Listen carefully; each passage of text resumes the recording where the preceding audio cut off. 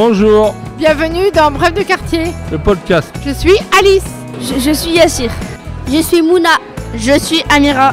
Je suis Luna. Nicolas, Aujourd'hui, samedi 13 septembre, nous sommes à l'Épi de Longchamp. pour la fête du jeu et de la parentalité. Nous sommes allés à la rencontre. De plusieurs associations qui avaient des activités. Nous allons aussi écouter les interviews d'Amira, Yassir, Mouna, Luna sur leurs impressions de cette fête. Comment vous appelez-vous? Bonjour, du coup je m'appelle Jules. De quel lycée venez-vous? Alors nous on vient du lycée Jeanne d'Arc à Rennes. Est-ce que c'est votre première fête du jeu? Oui, toute première. Et que faites-vous? Alors là en vrai on vend des gâteaux et des boissons pour financer un voyage scolaire. On va partir au ski. Pourquoi avez-vous voulu tenir la buvette et faire la vente de gâteaux? On a trouvé que c'était plutôt sympa de faire les gâteaux, de faire les boissons aussi, puis après de les vendre, avoir des interactions sociales aussi. C'est plutôt cool et du coup ça nous a plu. Combien d'argent avez-vous besoin pour financer un séjour? Alors le prix du voyage c'est 500 € par personne et du coup on essaie de récolter un max d'argent possible pour essayer de diminuer un petit peu le prix. Vous avez fait des gâteaux? Oui. Quel type de gâteaux avez-vous fait et est-ce qu'ils sont bons? Alors là on a du gâteau au citron, à la pomme, au chocolat. On a des marbrés au chocolat aussi. On a des brioches nature et au pépé de chocolat. Et pour nous ils sont bons. Est-ce qu'il y aura d'autres actions pour financer les séjours? Oui on y pense. Après on n'a pas encore trouvé pour l'instant mais on aimerait bien oui. Et quel type d'action vous aimeriez faire? Ça dépend mais ça peut, on peut refaire des ventes de gâteaux et buvettes. Mais ça peut aussi faire d'autres choses, œuvres caritatives, tout ça on peut trouver. Et vous avez jusqu'à quand pour récupérer l'argent? Jusqu'à janvier de cette année. Vous avez pris un peu de temps pour vous et faire le tour de la fête? Oui on a regardé un peu ce qu'il y avait, des activités de ça et c'est plutôt sympa. Est-ce que vous avez le droit aux pauses et faire quelques activités? Oui on aura des petites pauses pour faire des activités, on en a déjà fait. Lesquelles? On a été voir là-bas les petits jeux de ça et dehors aussi il y a un espèce de petit spectacle, on a été voir. Et passez-vous un bon moment? Ah oui super, c'est très agréable. Merci. De rien. Bonjour, pouvez-vous vous présenter? Alors je m'appelle Florent Sevestre, je suis médiateur social, je travaille à l'association du PIMS Médiation de Rennes, donc on est là aujourd'hui dans le cadre du fête du jeu et de la parentalité et on a un stand qui est sur tout ce qui est éco-gestes, éco-citoyenneté, comment apprendre aux habitants avec des gestes simples au quotidien, faire des économies d'énergie, de gaz, d'électricité et d'eau et inévitablement des économies sur leurs factures. Qu'est-ce que PIMS Médiation? Alors on est avant tout une association de médiation sociale. Notre ADN c'est d'aider les gens dans tout ce qui va être les démarches administratives du quotidien. Donc nous on a un plateau d'accueil qui se trouve au Triangle. Autrefois, j'allais dire il y a une année en particulier, on faisait une permanence au centre social qui était au Gros Chêne et après à Simone If. Malheureusement ça s'est arrêté et les habitants viennent nous voir maintenant au Triangle, avenue des Pays-Bas.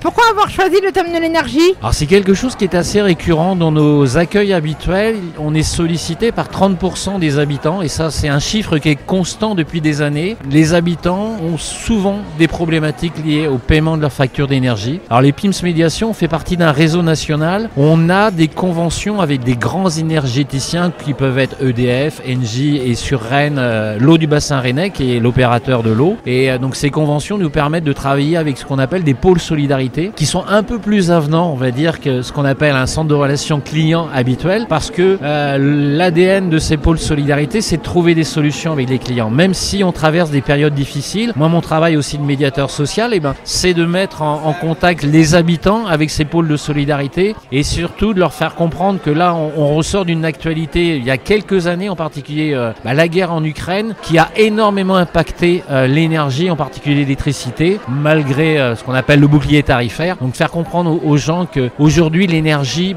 ça a un coût et ça sera plus le prix qu'on payait il y a quelques années. Et du coup, que recommandez-vous? D'abord, c'est écouter l'habitant. Savoir aujourd'hui les problématiques qu'ils peuvent rencontrer. Sur Rennes, il y a une problématique très particulière qui est liée au logement. Soit sur Rennes, vous avez un logement et vous bénéficiez de ce qu'on appelle le réseau de chaleur, c'est-à-dire que vous avez un chauffage collectif. Et là, vous allez payer grosso modo 50% moins cher, même dans vos charges collectives, que quelqu'un qui ne bénéficie pas d'un logement avec ce réseau de chaleur et qui doit prendre ce qu'on appelle un abonnement collectif. Et donc là, il y a une forme d'inégalité en fonction du lieu où j'habite. Deuxièmement, c'est de faire prendre conscience aux gens qu'avec des petits gestes au quotidien, ça va être aussi simple que d'éteindre un interrupteur quand je sors d'une pièce, que de mettre un couvercle sur une casserole d'eau chaude. Alors, rien que ce geste de mettre un couvercle pour faire bouillir de l'eau, eh ben, je gagne 25% d'énergie. Donc moi, c'est de sensibiliser les gens. C'est aussi sur un autre discours de leur dire, vous voyez, l'énergie, c'est devenu un marché tellement concurrentiel, tellement vous êtes démarché, alors soit par ce qu'on appelle du porte-à-porte ou du téléphone, c'est de leur dire, soyez vigilants, ne croyez pas toujours les sirènes que vous pouvez entendre. Il faut savoir que quelqu'un qui vient vous voir, qui vous appelle ou que vous recevez un message sur internet qui vous dit venez, vous allez payer 30 ou 40% moins cher chez moi. Je dis pas qu'il faut directement s'en méfier, mais il faut avoir une certaine réserve. Donc ça fait partie de moi, mon travail, d'expliquer aux gens quels sont leurs droits et leurs démarches sociales. Si toutefois ils se font démarcher, leur dire voilà, il y a un code de la consommation, ça vous protège. Moi je suis là éventuellement pour vous aider et vous renseigner. Pourquoi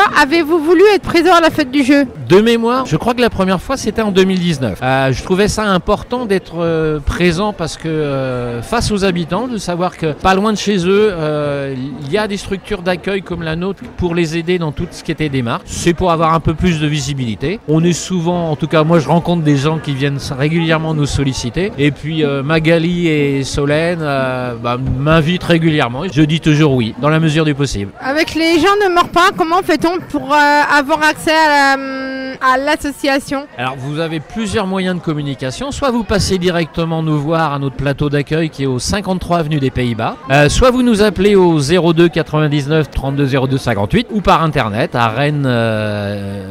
@pimsmediation.fr, pardon. On reçoit le public, donc on a 3 jours, le lundi et le vendredi, où ce sont des accueils inconditionnels de 9h à 12h30 et de 14h à 17h15, et le jeudi après-midi de 14h à 17h15. Le mardi et le mercredi, ce sont 2 journées sur rendez-vous, et le mardi on fait une nocturne jusqu'à 19h30, ce qui permet de voir une population qui ne peuvent pas venir pendant les heures de bureau, en particulier des salariés, et donc on est ouvert au public jusqu'à 19h30 sur ces rendez-vous. Est-ce que la fin des permanences est définitive? Alors moi j'ai pas la réponse parce qu'à mon niveau je suis pas un décideur. Je l'ai appris on va dire fin 2024 qu'on allait terminer les permanences, alors que moi je suis dans ma 7e année au PIM. J'ai toujours connu, alors d'abord au Gros Chêne, on y était tous les lundis après-midi et de mémoire le 3e mardi du mois, et ensuite on a continué à Simonif. Moi je trouvais ça super intéressant parce que historiquement on a toujours été basé au sud de Rennes, dans le quartier prioritaire du Blône. Alors j'espère qu'on demain on reprendra les permanences à Simonif parce que je trouve que l'équipement est superbe et ça nous permet j'ai eu au stand aujourd'hui déjà des habitants qui m'ont demandé si on allait revenir faire des permanences parce qu'ils me disaient pour moi c'est difficile, alors même s'il y a le métro B, métro A, etc., de faire une demi-heure, 3/4 d'heure de trajet, et je le comprends tout à fait. Mais comme je dis, je suis pas décideur. Si ça ne tenait qu'à moi, on n'aurait pas arrêté. Merci. Merci à vous, bonne journée.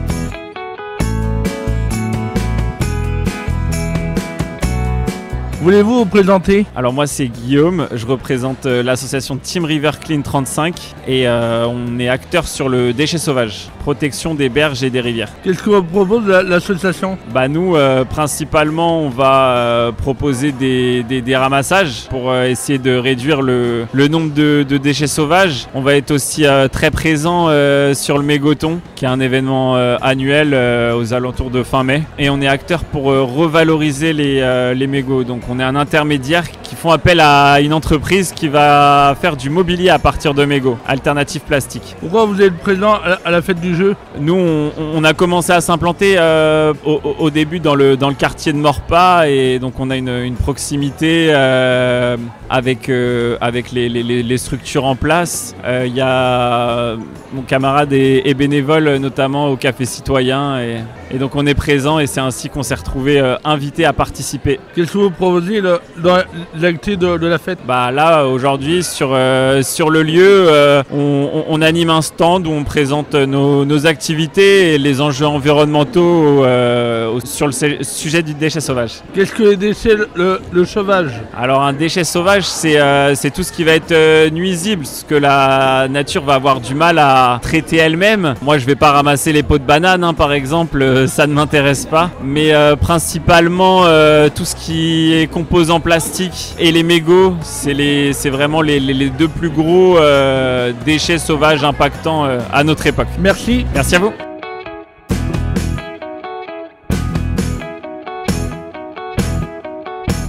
Comment vous appelez-vous? Eh ben, je m'appelle Margot, mais sur le quartier, il y a plein de personnes qui m'appellent Mo, M-O. Alors, je suis Amélie et je travaille à la cohue pour le projet de la ressourcerie. Et que faites-vous Alors moi, je m'occupe principalement de la préparation des ateliers. Donc, je les organise, je les mets en place et puis j'essaye de trouver des gens pour les animer ou participer. Je m'occupe de la communication et aussi de la traçabilité pour savoir qu'est-ce qu'on a reçu, en quelle quantité et où ça va, si on les a vendus ou donnés, ou pour savoir la quantité de déchets qu'on a évité en réemployant. Eh ben, je travaille à la ressourcerie de la cohue, je coordonne la ressourcerie de Morpa. Qu'est-ce que la ressourcerie et en quoi ça consiste? La ressourcerie, c'est un espace de vie sociale, mais qui concerne surtout le réemploi, parce qu'en fait, c'est un espace où les gens peuvent donner des choses dont les gens n'ont plus besoin, mais aussi acheter des choses dont ils auraient envie. On fait des ateliers, des événements, et puis on vend des articles de seconde main, entre 50 centimes et 3 €. Et oui, où se trouve la ressourcerie? Eh ben, elle se trouve au-dessus du Aldi. Donc l'adresse est 11C place du Gros Chêne, mais c'est un peu compliqué à trouver parce que c'est un peu enclavé. C'est près de la Banane, près du PAM. Quels sont les jours et les horaires d'ouverture? Alors on est ouvert le mercredi après-midi de 13h à 18h et aussi le vendredi après-midi de 13h à 17h. Que trouve-t-on à la ressourcerie et quelles sont les activités? Eh ben, en article, vous pouvez trouver des choses de culture du type des CD, des livres, des vinyles, des cassettes, des DVD. Il y a aussi des jeux pour les enfants et les adultes, des peluches, des jouets. Il y a aussi beaucoup de vaisselle, des verres, des assiettes, des couverts, des plats. Et il y a de la décoration aussi, des pots, des boîtes, des cadres, des statuettes, des figurines et aussi beaucoup de vêtements, des accessoires, des chapeaux, des bijoux et parfois des petits meubles du type table de nuit, chaise, ça dépend. Combien êtes-vous dans l'association? La ressourcerie, c'est un projet qui fait partie de l'association La Cohue. Donc à La Cohue, on doit être 12 salariés en ce moment à peu près, mais à la ressourcerie, on est deux salariés puis après une équipe de bénévoles. Et vous accueillez combien de personnes pour les activités? Eh ben, les bénévoles, il y a autant de bénévoles qui ont envie de s'investir, tout le monde est bienvenu. Et puis pour les activités, c'est des ateliers en autonomie souvent et donc il n'y a pas de nombre maximum, tout le monde est bienvenu aussi. D'accord, et que ce soit les personnes handicapées et non handicapées? Ouais, il y a peu importe, ça peut être pour tout le monde, les enfants, les adultes, handicap, pas handicap, n'importe, tout le monde est bienvenu, vraiment il n'y a pas d'âge. Après les enfants, faut qu'ils viennent souvent accompagnés, sinon c'est un peu compliqué, mais non, tout le monde est vraiment bienvenu, il n'y a pas de critères. Comment s'est passé le fait du jeu pour vous? Ben très bien, j'ai l'impression qu'il y a pas mal de monde qui est passé au stand de la ressourcerie. Que proposez-vous sur la fête du jeu? Alors on a un petit stand avec des choses gratuites. Donc aujourd'hui on donne en fait parce que en fait la ressourcerie elle va fermer le 28 novembre et donc on est un peu en phase de déstockage aussi. Donc là on donne en fait aujourd'hui. Et donc j'ai l'impression que ça plaît bien. Et c'est sur le thème de la parentalité, des jeux, du réemploi. Donc on a beaucoup de livres, on a beaucoup de jeux et des vêtements enfants. Il y a beaucoup de choses pour les enfants en fait. Quelques accessoires aussi et un peu de déco. Beaucoup de choses sont parties. Bah, beaucoup de choses, principalement des jouets, j'ai l'impression. Des jouets et des livres. Les vêtements un peu moins, mais... Le stand est vidé? Bah pas totalement parce qu'on a du réassort, on a prévu le coup. Mais oui, ça va finir par arriver. Qui est plus de succès? C'est les jouets, les petits jouets, les Barbies. J'ai l'impression que les gens aiment bien les Barbies. Et pourquoi fermez-vous? Parce que dans le cadre des travaux pour la rénovation urbaine du quartier Gros Chêne-Morpa, toute la dalle Gros Chêne elle va être détruite. Et donc dans le cadre des travaux, le bâtiment où on est, c'est l'ancien centre social, ça va être aussi détruit. Et donc nous on n'a pas d'autres bâtiments après, donc on s'en va. Merci. Merci à vous. Merci à vous.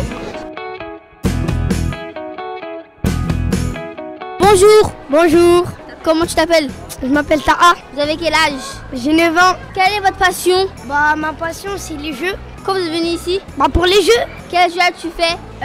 L'ordinateur. Mais aussi UNICEF. Bah j'ai joué au foot. C'est si foot. Tu dois te bander les yeux. Après tu dois faire du slalom. Et quelqu'un derrière toi il te dit à gauche, à droite ou tout devant. Merci monsieur Taha. Au revoir madame. Et peux-tu te présenter s'il te plaît? Bonjour, je m'appelle Ruben, j'ai 11 ans et je suis au collège. Ok, bah du coup t'as fait quoi comme jeu?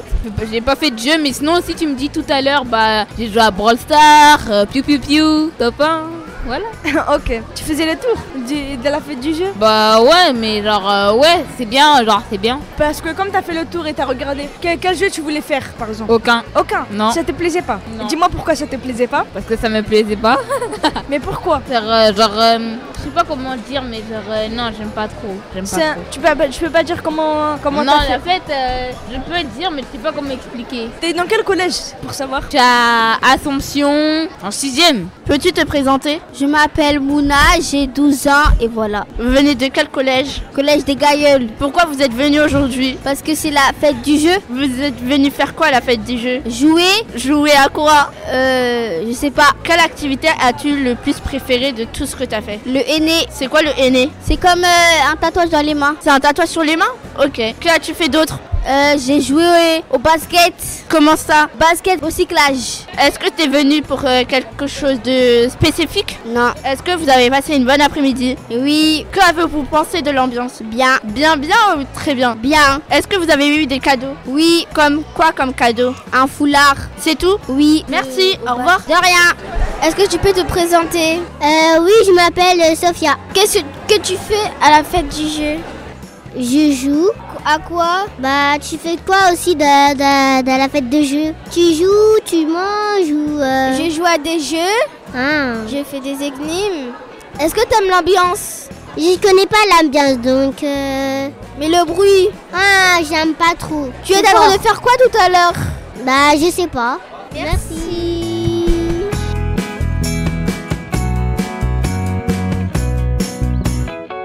Pouvez-vous vous présenter? Bonjour, moi je m'appelle Aurélie Le Forestier, je suis artiste dans le quartier, je suis habitante du quartier et je fais partie du collectif Quartier en couleurs et je travaille aussi en renfort au musée des Beaux-Arts de Maurepas.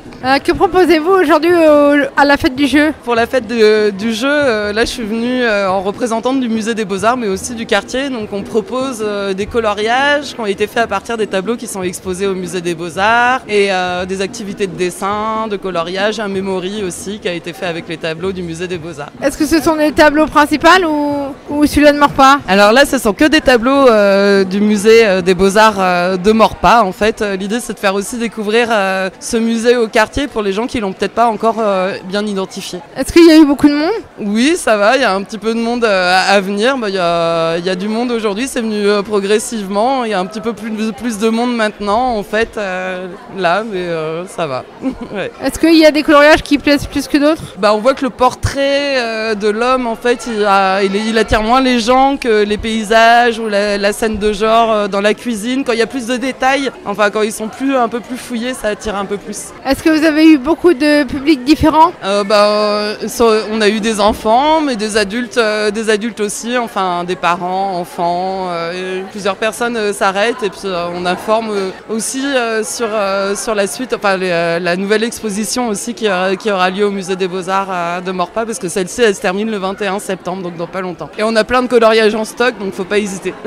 Et ça fait combien de temps l'ouverture du nouveau musée? Alors le nouveau musée des Beaux-Arts de Maurepas il a ouvert début février avec l'exposition inaugurale d'Isabelle Arthuis qui a duré un peu plus longtemps jusqu'au 21 septembre mais ensuite il y aura un petit temps, le temps de renouveler l'exposition et ça redémarrera le 20 décembre avec l'exposition de Camille Bondon qui durera jusqu'en avril et ensuite durant l'été il y aura Exporama donc ça sera 2 expositions par an de 4 mois environ. Et vous êtes combien de personnes à travailler au nouveau musée? On est 5 en tout mais il y a surtout les 3 coordinatrices et médiatrices qui sont Laure Bourgogne, Marion Charlemagne, Elodie Péton et il y a moi Aurélie et en renfort et aussi Émeric qui est en renfort, plus l'agent de sécurité bien sûr et la femme de ménage. Est-ce que l'atelier que vous avez proposé, il y a d'autres moments pour le faire? Oui bien sûr, en fait il y a d'autres événements dans le quartier et il y a d'autres ateliers aussi qui sont proposés, donc des fois par des artistes intervenants comme moi je suis intervenue cet été pour un atelier carte postale I Love Maurepas. Là par exemple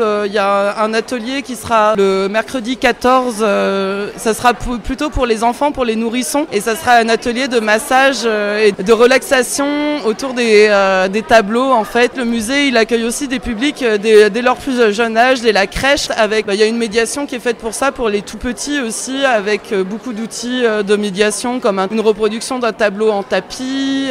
Enfin, c'est ce qu'on appelle les visites en sensation. Donc on va faire toucher en fait des matières, faire découvrir les couleurs et tout ça aux enfants. Et qu'est-ce que vous aimez transmettre à travers les ateliers? Bah, déjà le plaisir de la création, le plaisir de faire, une détente et puis aussi avoir un premier rapport à l'art, l'envie d'en savoir plus aussi. Merci. Merci à toi.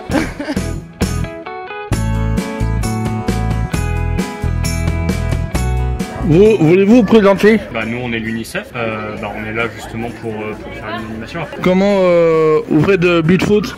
Là par enfant ça dure à peu près 5 minutes, le temps qu'ils fassent le parcours avec l'aide d'un de nous pour le guider. Ils sont à l'aveugle et essayent de se guider au son des clochettes. Donc par enfant ça dure à peu près 5 minutes et après ils peuvent, si jamais ils le veulent, faire des mimes sur le thème du sport via des cartes qu'on leur met à disposition. Sinon ils peuvent se guider entre eux, mais dans ces cas-là ça dure un peu plus longtemps vu qu'ils s'amusent à se faire des blagues entre eux. Ouais, merci beaucoup. Mais de rien.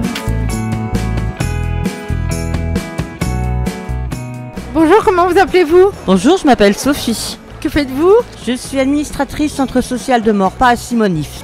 Qu'avez-vous fait à la fête du jeu et qu'est-ce qui vous a intéressé de venir? Moi je suis bénévole au centre social, donc je suis venue ici pour accueillir les habitants, les diriger sur les différents sites et ça fait la 3e année que je participe à la fête du jeu et de la parentalité. Et quelles sont les missions de l'accueil? Donc nous recevons les gens, nous les dirigeons sur les différents sites qu'ils veulent, nous leur donnons un badge avec un petit ticket restaurant ou goûter s'ils veulent. Nous faisons aussi des adhésions aussi et nous leur expliquons ce que c'est qu'un centre social et toutes les activités que nous proposons. Êtes-vous ouvert à tous? Nous sommes ouverts à tout public, que ce soit mobilité réduite, en différents handicaps. Toute personne est bien accueillie au centre social. Qu'est-ce que vous proposez comme activité? Alors nous avons l'atelier cuisine, atelier couture. Nous faisons aussi de l'accompagnement scolaire. Il y a atelier jardinage, atelier poivre et sel, c'est pour les personnes âgées, de façon à leur expliquer la difficulté du sucre et du sel dans l'alimentation. Nous avons aussi le LAEP, la halte garderie, les petites enfances, la multiple variété d'activités qui sont tellement nombreuses que j'en oublie, excusez-moi si j'en oublie quelques-unes. Mais Et quel souvenir en gardez-vous de cette fête du jeu? Pour moi très agréable, comme d'habitude, beaucoup de joie, beaucoup de sourires, malgré une météo un peu bizarroïde. Mais le principal c'est de voir les gens sourire et la bonté du cœur. Pas de regret pour le changement de lieu? Un petit peu, mais on n'a pas eu le choix, autrement on aurait pris la pluie. Merci. Je vous en prie.